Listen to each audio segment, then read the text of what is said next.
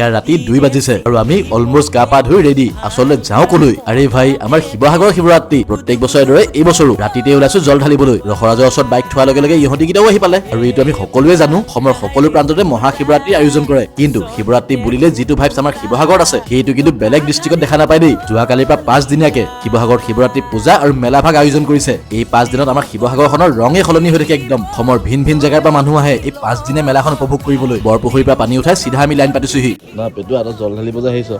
মুখত কি ভাই আছে হবা কামৰ খাই আহিব লাগে নহ'লে সুদাম খাই আহিব পাৰে কোনে কৈছে মহাদেৱ এইবাৰ পিছে আহি আমি বেছি টাইম ৰখিবলগীয়া নহলে প্ৰায় 4 মান বজাত দলৰ গেট খুলিছিলে গেট খোলাৰ লগে লগে লাইনবোৰ এনেকৈ আগবাঢ়িব ধৰিলে আৰু 2টা বজাত দলত আহি মই পাইছোহি আৰু আমাতকৈ আগত যে কিমান মানুহ আহি ৰখি আছিলে হৰ মহাদেৱ